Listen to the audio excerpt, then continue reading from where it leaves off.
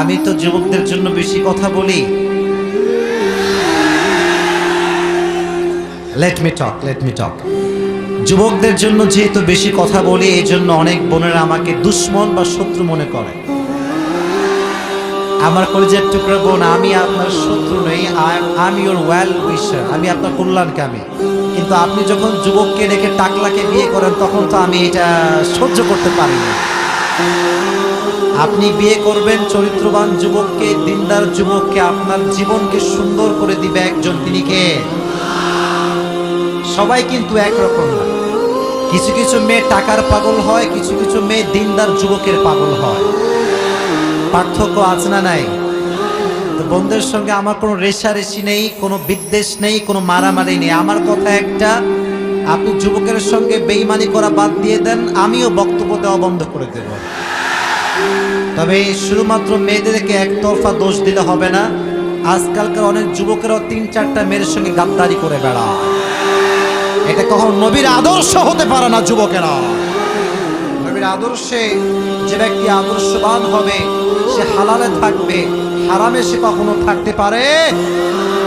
এই কথাগুলো যুবকদেরকে আমি বোঝাই, মেয়েদেরকে বোঝাই। তাই আমাকে অনেকে চোখের বিষ মনে করে। আমি একটা কথা স্পষ্ট বলি, আমার কোনো ডিগ্রি নাই, আমার কোনো সার্টিফিকেট নেই। আমি হচ্ছে, আমার পরিচয় দিচ্ছি, আমি হচ্ছে যুবকদের হুজুর, আর কিছু না। তোমাদের কষ্ট যদি কেউ না বুঝে, আসিফ আজীবন বুঝেছে, আজীবন বুঝে যাবে ইনশাআল্লাহ। তোমরা আমাকে ভালোবেসে যাবা তো ইনশাআল্লাহ। আল্লাহ ঠাকুরগাঁয়ের যুবকদেরকে কবুল করুন, এই পড়া আমি। আমার জানে আমার বামে মান্যগণ্য ব্যক্তিরা বসে আছেন, গেস্ট বসে আছেন, মুরব্বিয়ান আযমরা বসে আছেন। আমি সবার জন্য দোয়া করি, আল্লাহ রাব্বুল আলামিন সবাইকে নেক হায়াত দান করুক। যুবকরা সকলেই পড়ো আমিন। মাশাআল্লাহ। আজকের এই প্রোগ্রামে ম্যারিড পিপল, বউ আছে কাকে একটু হাত তুলেন তো, বউ আছে কাকে, জাস্ট দেখতে চাই অডিয়েন্স। আচ্ছা আচ্ছা, নাই নাই নাই, হাত। আর আজকের মাহফিলে যাদের বউঠু কেউ নাই, তারা হাত তুলো সবাই। আপনারা দেখেন, এই যে দেখেন, কারো বউ নাই। ঠাকুরগাঁয়ে যে আব্বা জানরা এসেছেন, কষ্টগুলো বোঝার ট্রাই করেন। সিঙ্গেলদেরকে মিঙ্গেল করে দেন। যদি পছন্দের কেউ থাকে, বিয়ে দিয়ে দেন। হারামে আর আমরা থাকবো না। ঠেকেরা যুবকেরা বলো, দেখেছি বাবা, দেখেছি। বোঝাচ্ছে যে হুজুর আমার বউ নাই, আমার কিছু নাই হুজুর। আল্লাহ প্রত্যেকটা যুবককে দিনদার নেককার বউ দিয়ে দিক, পড়া আমিন। বউ চাইবেন একজনের কাছে, তিনি কে? ফেসবুকে চাওয়া যাবে, টিকটকে চাওয়া যাবে। আমাকে কেউ ভালোবাসে না, আমি বড় একা। তুই একা তো কি হয়েছে? কেউ না থাকলেও আছে একজন, তিনি কে? ইন্নাল্লাহা মা'ানা, ইন্নাল্লাহা মা'ানা। আমার সঙ্গে কেউ না থাকতে পারে, আমাকে কেউ ভালো না বাসতে পারে, কিন্তু আমাকে ভালোবাসে একজন, তিনি কে? So we have to, we have to put our trust on our Lord. আমাদের যে বিশ্বাস, আমাদের ভরসা, সবকিছু করব আমরা একজনের উপরে, তিনি কে? So be alert যুবক ভাইয়েরা, ফেসবুক দুঃখের জায়গা নয়, ফেসবুক পোস্টের জায়গা নয়।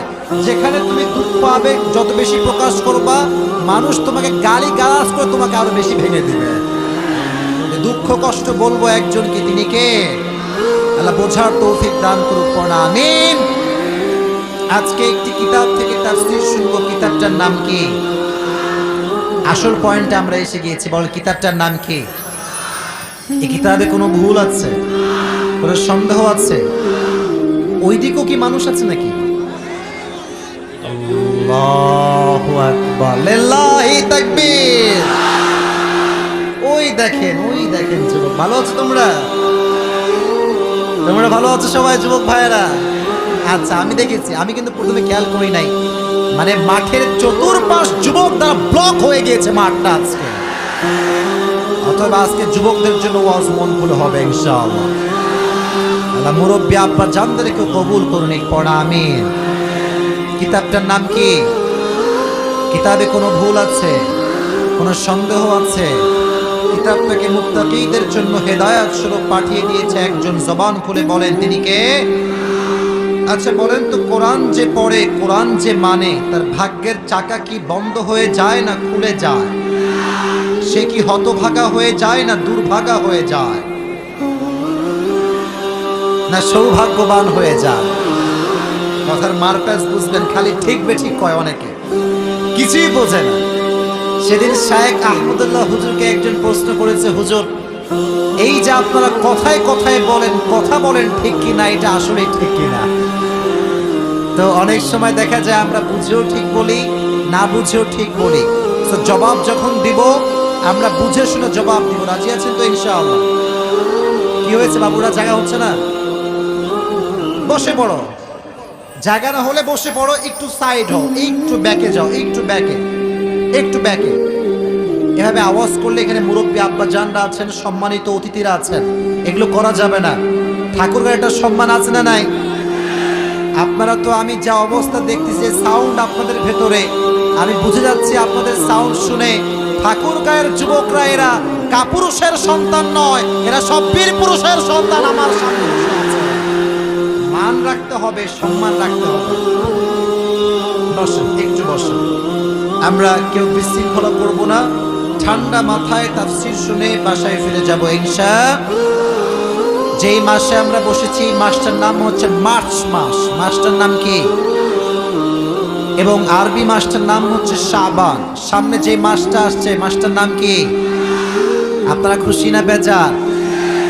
ইয়া আইয়ুহাল্লাযীনা আমানু কুতিবা আলাইকুমুস সিয়াম কামা কুতিবা আলাল্লাযীনা মিন ক্বাবলিকুম লাআল্লাকুম তাত্তাকুন। Allah said in this ayah, O my believers, the fasting, it has been made obligatory on you as it was before. Allah Ta'ala বলেছেন, রমজানের রোজাকে আমি ঈমানদারদের জন্য ফরজ করেছি যেমন ভাবে এটি পূর্ববর্তী উম্মতের জন্য আমি ফরজ করেছিলাম। রোজা কি ওয়াজিব না ফরজ? সুন্নত না ফরজ? অনেক যুবক আছে দেখবেন 6 প্যাক বডি আছে, রমজান মাসে রোজা রাখতে চায় না। আবার অনেক মুরব্বী আছে দেখবেন রমজান মাসে রোজাও রাখে, 5 ওয়াক্ত নামাজও পড়ে, তারাবিও পড়ে, এলাকার মোড়ে মোড়ে বিড়ি টেনে বেড়ায়, সিগারেট টেনে বেড়ায়। এরকম মুরব্বীও বাংলাদেশে আছে না নাই? অতএব রোজা যেহেতু আল্লাহর জন্য, বেঈমানি করে রোজার হককে নষ্ট করা যাবে না। হাদিসে এসেছে, আস-সাওমু লি ওয়া আনা আজজি বি, নামাজের বদলে জান্নাত, যাকাতের বদলে জান্নাত, হজের বদলে জান্নাত। রোজাটা যেহেতু একমাত্র আমি আল্লাহ তাআলার জন্য, অতএব রোজার পুরস্কার আমি আল্লাহ নিজেই হয়ে যাব। সুবহানাল্লাহ পড়ে রোজা সবাই রাখবেন তো ইনশাআল্লাহ? আজকে আমরা শর্ট টাইমে একটি কিতাব থেকে তাফসীর শুনবো। কিতাবটার নাম হচ্ছে আল কোরআন। আর যেই সূরার তাফসীর শুনবো, সূরাটার নাম হচ্ছে সূরা আর রহমান। সূরাটার নাম কি? জোরে বলেন, সূরাটার নাম কি? আর রহমান। দেখেন, তাফসীরের পয়েন্টগুলো খুব ভালো করে মুখস্থ করতে হবে, বুঝে বুঝে শুনতে হবে। কোরআনুল কারীমের সূরা আর রহমানটা হচ্ছে 55তম সূরা। যুবক ভাইরা, কয় নম্বর সূরা? এই সূরার আয়াত সংখ্যা হচ্ছে মোট 78টা। জোরে বলেন, কয়টা? মাশাআল্লাহ। সূরাটা হচ্ছে মাক্কি সূরা। মাদানী সূরা না মাক্কি সূরা? 27 পারার ঠিক 10 নম্বর পৃষ্ঠার মাঝখানে এই সূরাটি অবস্থিত রয়েছে। এই সূরা থেকে আমরা কিছু কথা সারসংক্ষেপ শুনে বাসায় ফিরে যাব ইনশাআল্লাহ। সূরাটি তাফসীর শুরু করার পূর্বে আমরা একটা তাকবীর দিতে চাই, স্লোগান দিতে চাই। মনের সমস্ত আবেগ উচ্ছ্বাসকে ঠেলে তাকবীর দেওয়ার পরে আমরা তাফসীর শুরু করব। তাকবীর দেওয়ার জন্য আপনারা রেডি সবাই? সবাই দুটো হাত তুলে আমার সাথে, লিল্লাহি তাকবীর, লিল্লাহি তাকবীর। আল কোরআনের আলো, আল হাদিসের আলো, কোরআন হাদিস যেখানে, আলেম ওলামা যেখানে, আল্লাহ কবুল করুন, আমিন। সূরা আর রহমানটা হচ্ছে এমন একটা সূরা, যে ব্যক্তি সূরা আর রহমান তেলাওয়াত করবে, কিয়ামতের কঠিন ময়দানে তার চেহারা এবং তার কপালটা চাঁদের ন্যায় ঝলমল করতে থাকবে। সূরা আর রহমানটা হচ্ছে এমন একটা সূরা, পুরো কোরআনের অর্ধেক সৌন্দর্য আল্লাহ রাব্বুল আলামিন সূরা আর রহমানের ভেতরে ঢুকিয়ে দিয়েছেন। সুবহানাল্লাহ পড়েন। হাদিসে এসেছে, নবীজি বলেছেন, লিকুল্লি শাইইন আরুদ ওয়া আরুদুল কুরআনি সূরা আর রহমান। প্রত্যেকটা জিনিসের এক নববধূ আছে, আর কোরআনের নববধূর নাম হচ্ছে সূরা আর রহমান। সাহাবা একরাম বলল, ইয়া রাসূলুল্লাহ, সূরা আর রহমানকে নববধূ কেন বলা হয়? এটাকে কোরআনের নববধূ কেন বলা হয়? নবীজি বললেন, একজন নববধূ যেমন বাসর রাতে তার স্বামীর জন্য নিজেকে সাজুগুজু করে, মেকআপ করে, লিপস্টিক দিয়ে উজাড় করে সাজায়, ঠিক সেভাবেই সূরা আর রহমানের ভেতরে আল্লাহ তাআলা দুনিয়াতে বান্দার জন্য কি কি নিয়ামত দিয়েছেন, আখিরাতে বান্দার জন্য কি কি নিয়ামত আছে, প্রত্যেকটা কথাকে আল্লাহ রাব্বুল আলামিন বান্দার জন্য সূরা আর রহমানের ভেতরে সাজিয়ে দিয়েছে। সুবহানাল্লাহ।